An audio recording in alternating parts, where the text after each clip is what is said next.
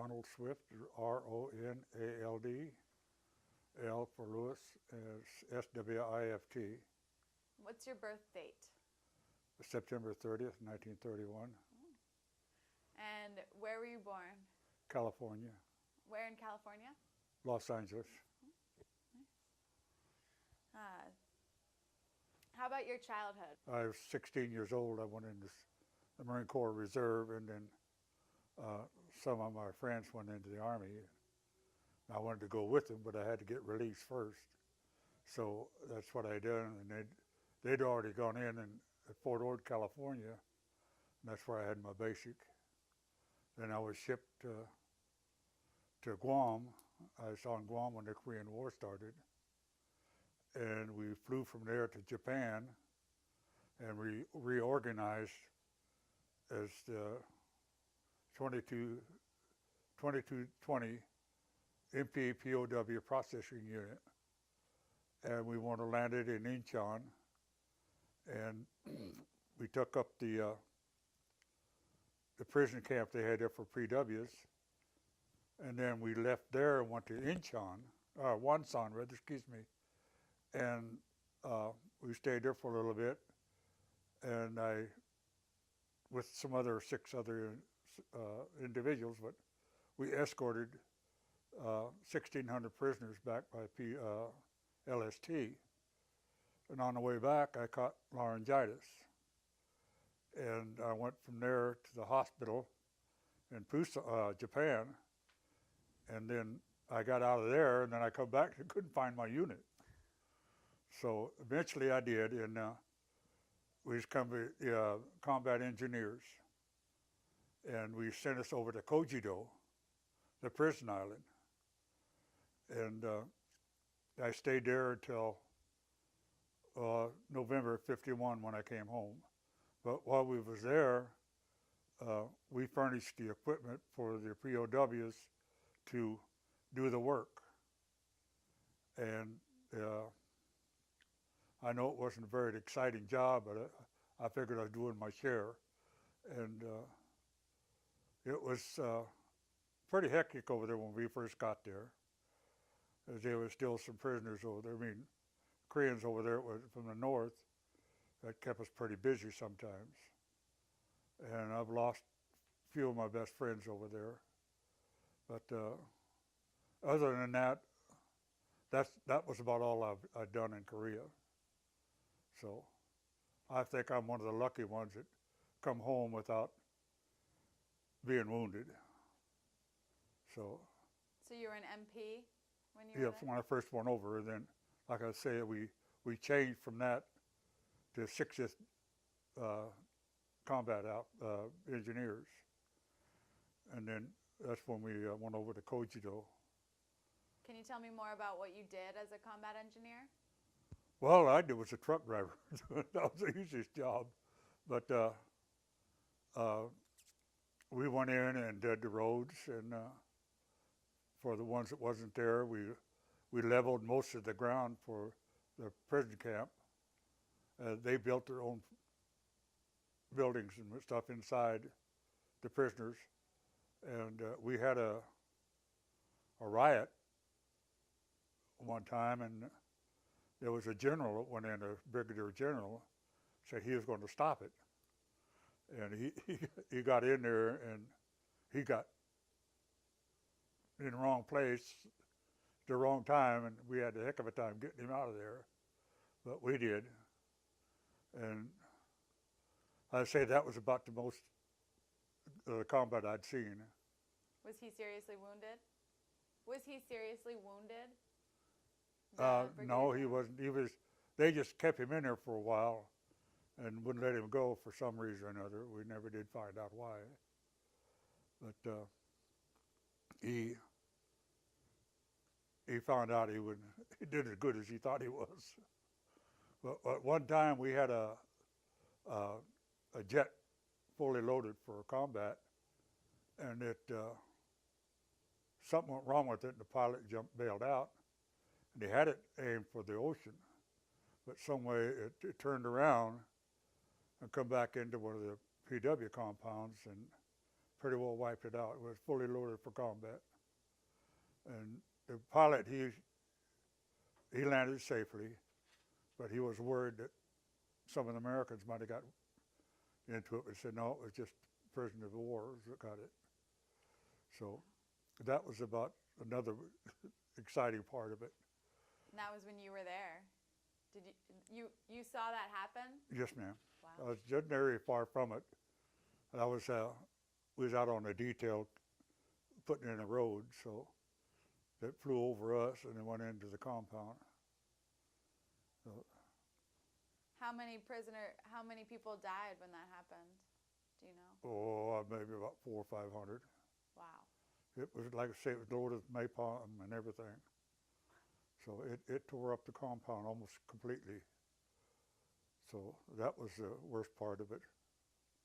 And it was just lucky that none of the U.S. troops were hurt in it.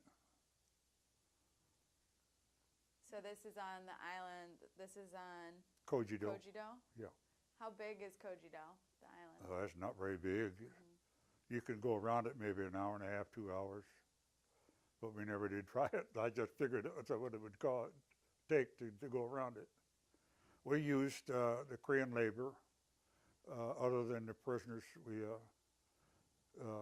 we'd go in, I can't remember the town that we used to go in and pick them up and bring them back to work. And they did most of the work around the compounds where the military was. There was house girls and stuff like that too. They'd come in and took care of the laundry and stuff like that. So. When you were an MP, where were you stationed? Guam. In Guam.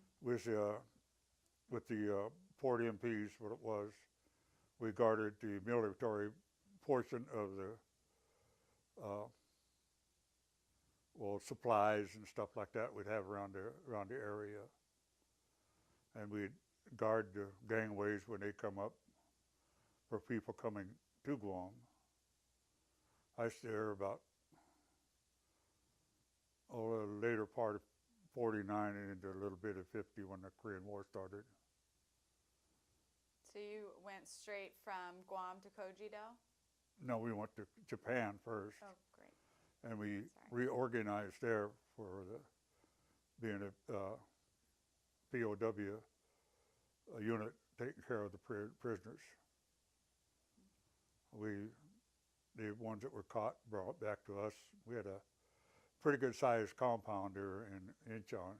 It used to be an old prison for the Koreans, and I don't remember how long it was been there, but it was pretty old. Going back to before you enlisted, were you enlisted or drafted? I enlisted. Okay. Did you graduate high school before you enlisted? No, I didn't. I graduated. I got my GED in the military. Wow. That was just when I was stationed in Hawaii. So I had some pretty good service, so I can't complain. So you left Korea in November of 51, you Yes, said? and I never did go back. I went from there to, I got out in 1952, and I went home, and there's none of my buddies around anywhere, so I went back in 53, and I stayed in until 1971, when I retired. I was married in 1955. What was your rank while you were in Korea? I left there as corporal. Then I retired as an E7. That was my next question. You got married in 1955, you said? Yes, ma'am. How did you meet your wife? Through the mail. I knew her 4 days when we got married. Wow. Been married 59 years. Congratulations. That's a long Thank you. time. Especially with me. Did I you have 5 children, 11 grandchildren, 9 great-grandchildren. What was the happiest time you had while you were in Korea? I come home, I felt happy from Korea, and we landed in Port Louis, Washington in 51. We landed the day they celebrated Pearl Harbor, December 7th, 1951. And they had a pretty good show for us. But the only thing I didn't like, they stuck us out on deck with about 4 or 5 inches of snow. They had to stand there about 3 hours before we got landed. Wow. But I was scared, yes. As that was my first time in combat. And you hear a lot of things that others been through. We had a lot of World War II veterans with us when I went stationed on Guam, and they made it sound pretty bad. So, but I don't think we got to the worst end of it in the unit I was with. But like I said, at different levels, I've lost good friends. So. Do you have any stories to tell about those friends that you'd like us to know? Oh, I think about them. Yes, it's hard to describe the things that happened to them at that time, as you're trying to find a place to hide too. And I lost about 6 close friends I went to school with, and we buddied around town where I lived in California. So I would say I was one of the lucky ones that made it home. What were your living conditions like on Kojito? I was intense. We had the pallets you see that they pick up stuff in. Well, that was our floor with plywood over it. Then we had, during the winter time, we had diesel fuel to keep the stoves hot. And that was about the worst part during the winter time. Because at that time the only thing we had was, we called the old horse blanket, which was the overcoat they had. It was made out of wool. And they come up with snow packs. The only trouble with that, your feet were sweating and you stand still and freeze. But I said,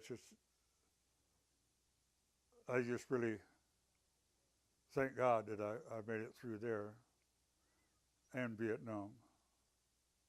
So. Were you in combat in Vietnam? Yes, ma'am.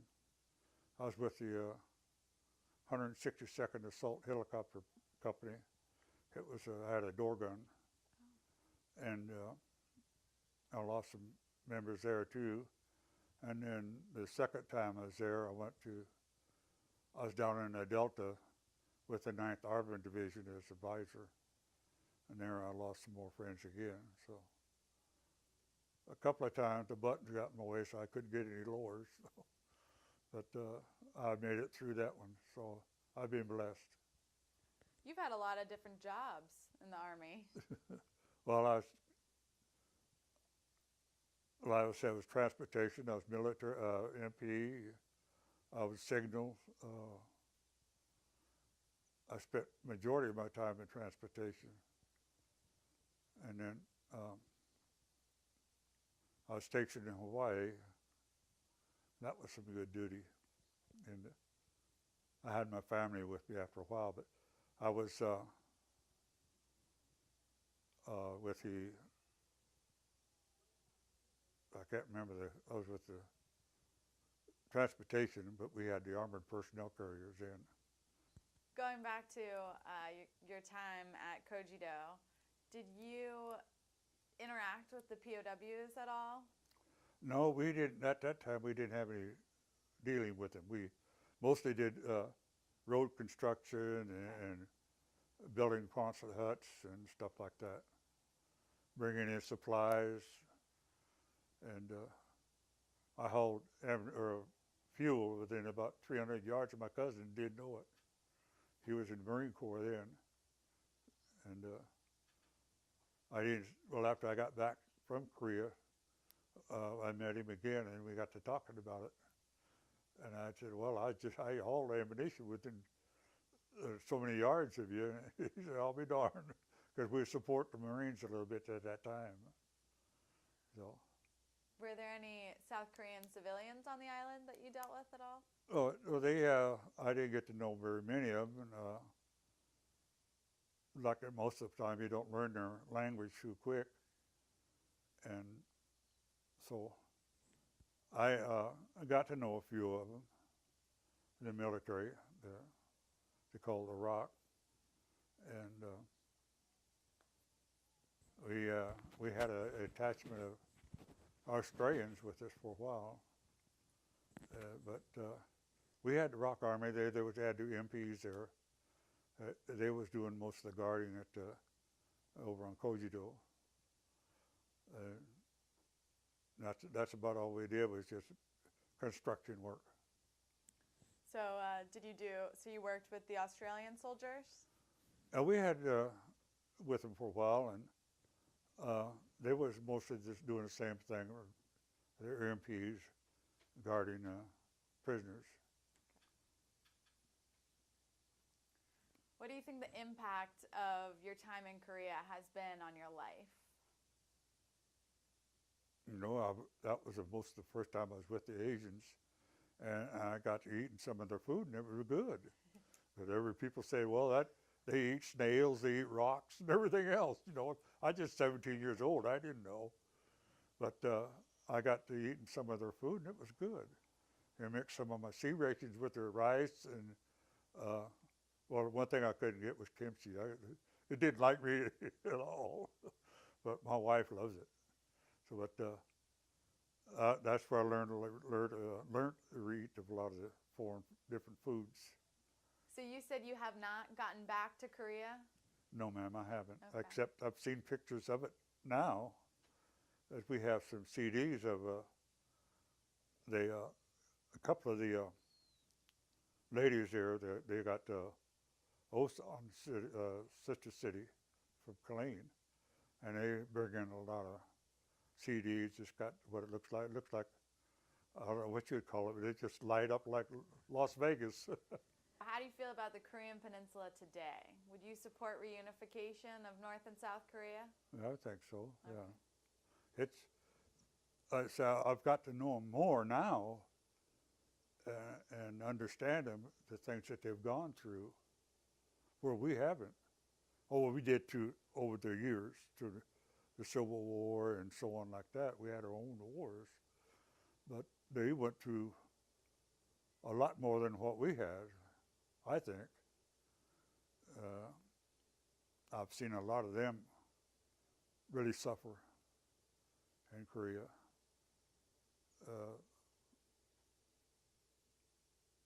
Again, you see things that you never think would be possible. You see young children laying along the side of the road, dead, and then you see maybe a mother and a baby dead, and then sometimes you see the whole family laying there, and after a while it gets to you. So, like I say, I've been lucky. I didn't get to see too much of it, but I think I've seen enough to understand what they went through. Sounds like it. They went through hell in plain English. And well, in a way, I learned more of what they fought their freedom, and we helped them a little bit. And they've improved a lot. Do you have any other stories you'd like to tell us? Any other stories you'd like to tell? Funny stories or anything like that? Something interesting? I've had a pretty common life. Well, like the general said, you are a hero to everybody. Do you have any final messages to the younger generations, maybe to your grandchildren? Just keep doing what you think's right. And that I think that's the most important thing. Wonderful. Well, thank you so much. You're welcome.